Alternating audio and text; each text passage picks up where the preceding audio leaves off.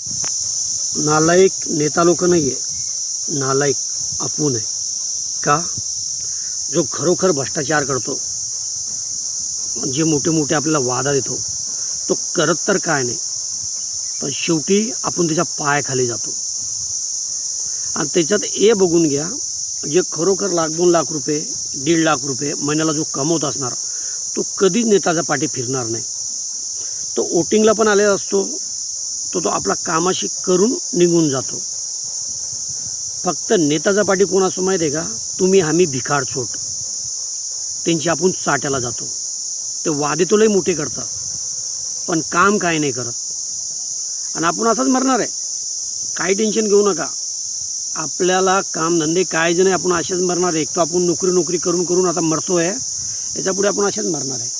फक्त आपल्याला वादा देणार, आणि असे सरकार कधी राहिले ना, तो काहीच नाही होणार.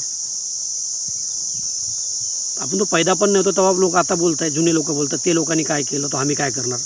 जसे ते लोक नाही काय करतो, हे लोक काय करणार, असे ते लोक बोलत आहेत. तुझ्यावर तरीही आपण समजत नाही आहे. म्हणजे आपल्यासारखा मूर्ख ना आपल्यासारखा नालायक ना पातालमध्ये भेटणार, नाही आकाशात भेटणार. तो भेटणार धरतीवरच, कारण की रिंगणारा किडा आहे आपण. एवढंच सांगू शकतो. जय हिंद, जय महाराष्ट्र.